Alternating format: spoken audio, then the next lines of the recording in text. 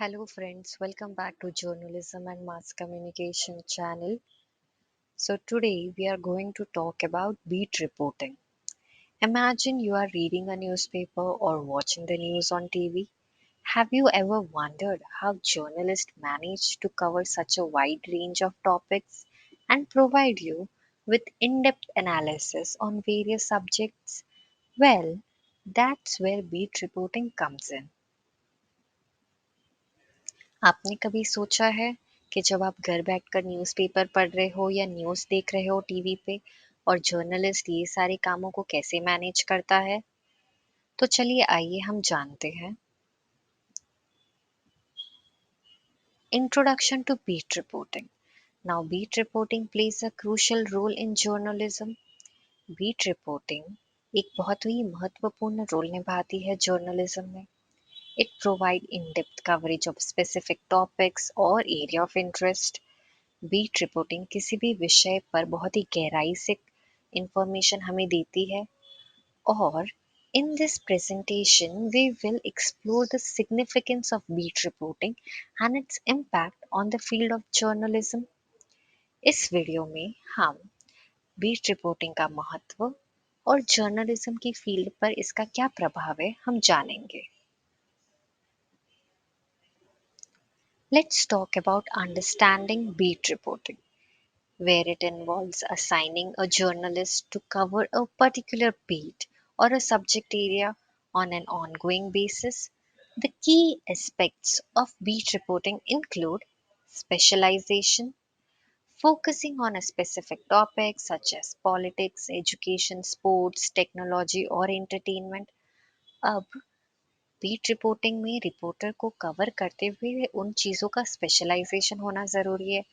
जैसे अगर किसी को एक पर्टिकुलर बीट दे दी तो वो बीट या तो पॉलिटिक्स हो, एजुकेशन हो, स्पोर्ट्स, टेक्नोलॉजी किसी भी विषय पर. अब जब उस विषय पर वो स्पेशलाइज्ड है तो उसे एक्सपर्ट होने की भी साथ में ज़रूरत है.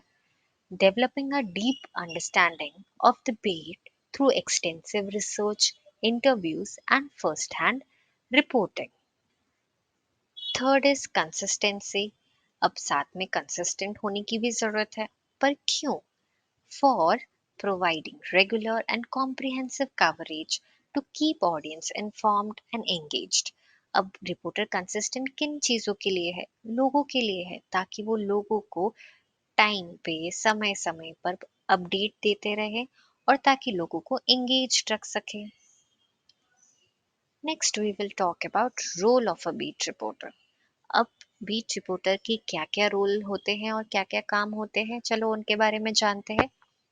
पहला, research and investigation, digging deeper into their beat to uncover compelling stories and expose important issues. अब रिपोर्टर को रिसर्च भी करनी पड़ेगी, इन्वेस्टिगेशन भी करनी पड़ेगी, पर किन चीज़ों की? स्पेशलाइजेशन की. हालांकि अगर सपोज वो पॉलिटिक्स के बारे में कुछ रिपोर्ट करे तो उन चीज़ों के बारे में रिसर्च करना पड़ेगा, इन्वेस्टिगेट करना पड़ेगा. Second, interviews and sourcing, conducting interviews with the key individuals, experts and sources within their beat. अब अगर वो पॉलिटिकल बीट कवर कर रहे हैं तो उन्होंने नेताओं के इंटरव्यूज लेने पड़ेंगे, उनकी बाइट लेनी पड़ेगी ताकि वो लोगों तक बातें पहुंचा सके.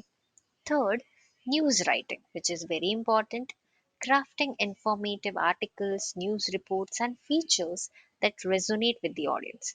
अब आप सोचिए कि अगर एक न्यूज राइटिंग आर्टिकल है और वो बिल्कुल अच्छे से नहीं लिखा गया है, बहुत ही कॉम्प्लेक्स वोकैबुलरी यूज़ की गई है, तो क्या लोग समझेंगे? नहीं. इसीलिए कहते हैं ना कि कुछ भी आप लिखिए एक सरल भाषा में लिखिए ताकि हर कोई इंसान किसी भी कम्युनिटी का हो वो समझ सके.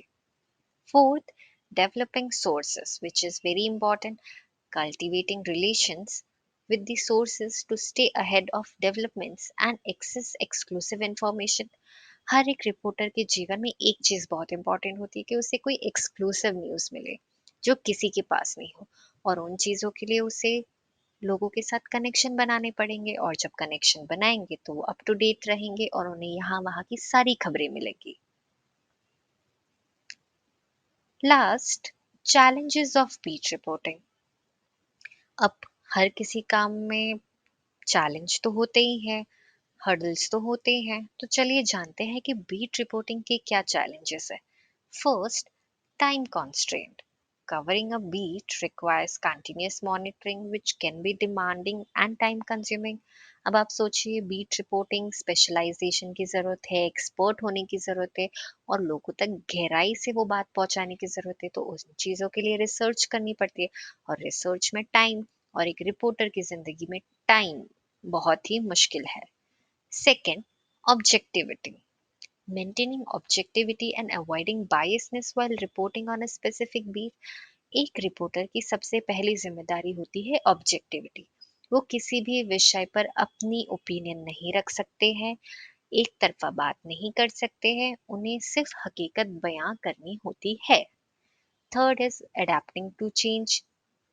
Now, being flexible and adaptable to evolving trends and developments within the beat. Time के साथ सारी चीजें बदलती रहती है, तो एक बीट रिपोर्टर को हर एक ट्रेंड के साथ अपनाना पड़ता है और जैसे जैसे चीजें डेवलप होती है उनकी स्पेशलाइजेशन में, उन्हें उन चीजों को सीखना भी है, अपनी जिंदगी पर लागू भी करना है और उन्हें अडेप्ट भी करना है। So guys, that's it for the day and thank you for watching my video. And if you like my video, then please do not forget to like and subscribe my channel. And once again, thank you for watching my video.